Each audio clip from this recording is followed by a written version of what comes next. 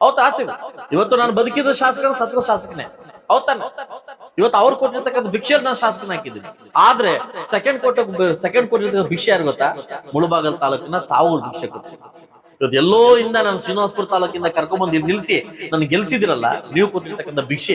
So ಅದರಿಂದ ದಯವಿಟ್ಟು ಆ ಭಿಕ್ಷೆಗೆ ತಕ್ಕ ಉತ್ತರ ಕೆಲವೇ ವರ್ಷದಲ್ಲಿ ಕೊಟ್ಟು ಇಲ್ಲಿಂದ ಒಳ್ಳೆ ರೀತಿಯಲ್ಲಿ ನಾನು ಒಳ್ಳೆ ಹೆಸರು ತಗೊಂಡು ಹೋಗ್ತೀನಿ ಅಂತ ಹೇಳ್ತಾ, ಇವತ್ತಾದ್ರೆ ನಾನು ಕೂಡ ಇಲ್ಲಿ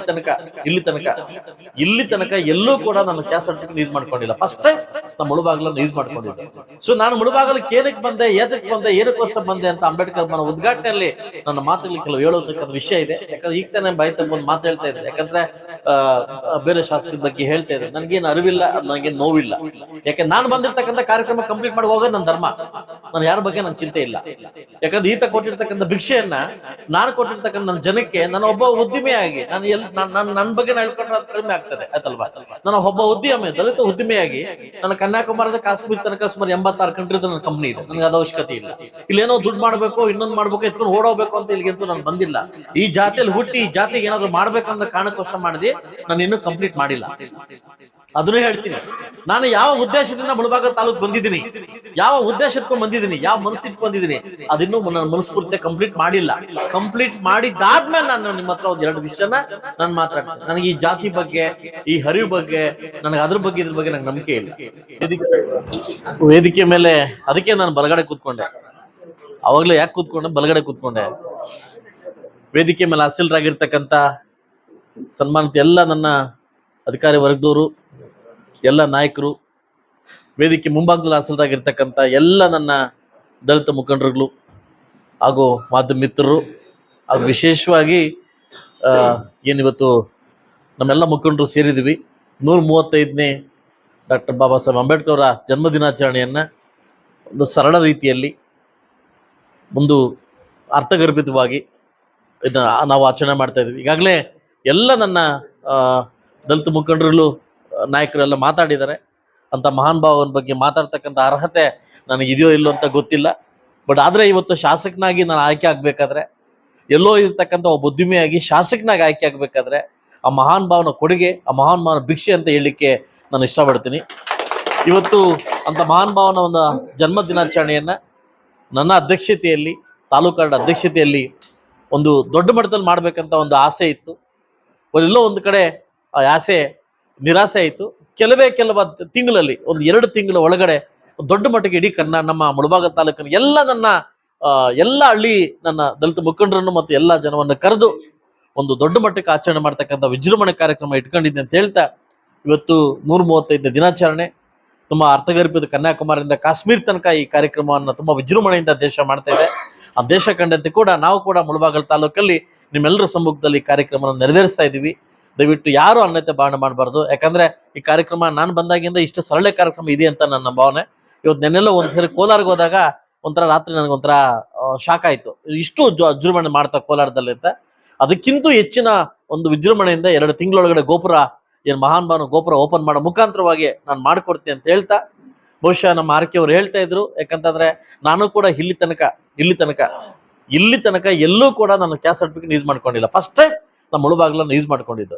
ಸೊ ನಾನು ಮುಳಬಾಗಲಕ್ಕೆ ಏನಕ್ಕೆ ಬಂದೆ, ಏನಕ್ಕೋಸ್ಕರ ಬಂದೆ ಅಂತ ಅಂಬೇಡ್ಕರ್ ಮನ ಉದ್ಘಾಟನೆಯಲ್ಲಿ ನನ್ನ ಮಾತುಗಳಿಗೆ ಕೆಲವು ಹೇಳೋದಕ್ಕಂತ ವಿಷಯ ಇದೆ. ಯಾಕಂದ್ರೆ ಈಗ ತಾನೇ ಬಾಯಿ ತಗೊಂಡು ಮಾತು ಹೇಳ್ತಾ ಇದ್ರು. ಯಾಕಂದ್ರೆ ಬೇರೆ ಶಾಸಕರ ಬಗ್ಗೆ ಹೇಳ್ತಾ ಇದ್ರು ನನಗೇನು ಅರಿವಿಲ್ಲ, ನನಗೇನು ನೋವಿಲ್ಲ. ಯಾಕೆ ನಾನು ಬಂದಿರ್ತಕ್ಕಂಥ ಕಾರ್ಯಕ್ರಮ ಕಂಪ್ಲೀಟ್ ಮಾಡಿ ಹೋಗೋದು ನನ್ನ ಧರ್ಮ.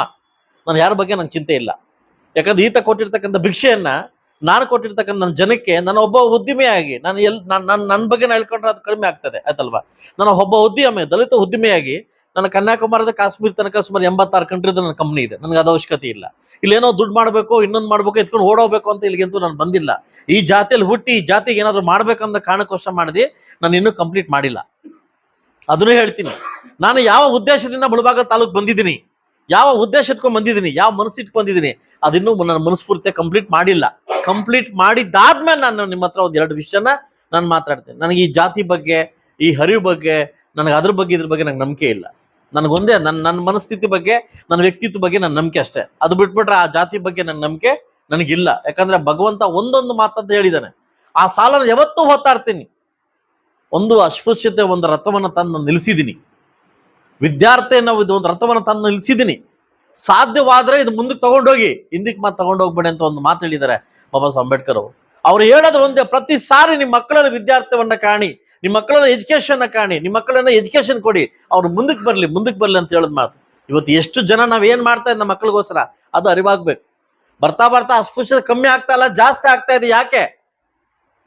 ಇಲ್ಲ ಇನ್ನೊಬ್ಬರಿಂದನಲ್ಲ, ಅವರವರ ಪಂಗಡ ನಡವಳಿಕೆಗಳಿಂದ ಆಗ್ತಾ ಇದೆ.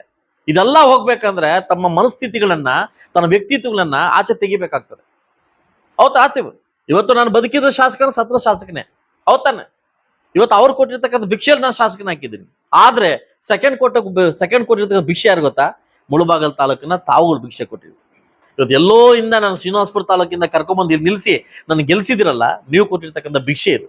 ಸೊ ಅದರಿಂದ ದಯವಿಟ್ಟು ಆ ಭಿಕ್ಷೆಗೆ ತಕ್ಕ ಉತ್ತರ ಕೆಲವೇ ವರ್ಷದಲ್ಲಿ ಕೊಟ್ಟು ಇಲ್ಲಿಂದ ಒಳ್ಳೆ ರೀತಿಯಲ್ಲಿ ನಾನು ಒಳ್ಳೆ ಹೆಸರು ತಗೊಂಡು ಹೋಗ್ತೀನಿ ಅಂತ ಹೇಳ್ತಾ, ಇವತ್ತು ಈ ಜನ್ಮ ದಿನಾಚರಣೆಗೆ ಬಂದಿರತಕ್ಕಂಥ ಎಲ್ಲ ನನ್ನ ಪ್ರಮುಖ ಲೀಡರ್ಗೂ ನನ್ನ ಕಡೆಯಿಂದ ಸಮರ್ಥನೆ ಮತ್ತು ಸಮರ್ಪಣೆ ಹೊಂದಿಸುತ್ತಾ ಈ ಕಾರ್ಯಕ್ರಮನ ಅಚ್ಚುಕಟ್ಟಾಗಿ ನಡೆದಿದೆ ಅಂತ ನನ್ನ ಭಾವನೆ ಇದೆ.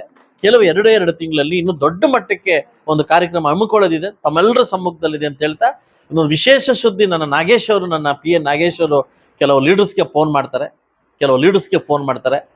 ತುಂಬಾ ಒಂದು ಇಂಪಾರ್ಟೆಂಟ್ ಒಂದು ಚರ್ಚೆ ಇದೆ, ಇನ್ನೂ ಅದು ಆಚೆ ಹೋಗಿಲ್ಲ, ಚರ್ಚೆ ಇದೆ. ತಮ್ಮ ಚರ್ಚೆ ಮಾಡಿದ ಮುಖಾಂತರ ಮುಂದಕ್ಕೆ ಹೋಗ್ತೀನಿ, ಮುಂದೆ ಹೆಜ್ಜಿಡ್ಬೇಕಂತ ನಾನು ಮತ್ತು ಅದಕ್ಕೆ ಮಾಡ್ಕೊಂಡಿದ್ದೀವಿ. ಕೆಲವೇ ಇವತ್ತು ಅಥವಾ ನಾಡಿದ್ದು ಯಾರಿಗೆ ಫೋನ್ ಬರುತ್ತೋ ನಮ್ಮ ನಾಗೇಶ್ ಅವರು, ನಾನಂತೂ ಎಲ್ರಿಗೂ ಫೋನ್ ಮಾಡೋಕ್ಕಾಗಲ್ಲ, ಪ್ರಮುಖ ನಮ್ಮ ಮುಖಂಡರಿಗೆ ಫೋನ್ ಮಾಡ್ತಾರೆ. ದಯವಿಟ್ಟು ಒಂದು ಪ್ಲೇಸ್ಗೆ ನಾವು ಸೇರಿ ಒಂದು ತೀರ್ಮಾನಕ್ಕೆ ಬರಬೇಕು ಅಂತ ಹೇಳ್ತಾ ಇದ್ದೀನಿ.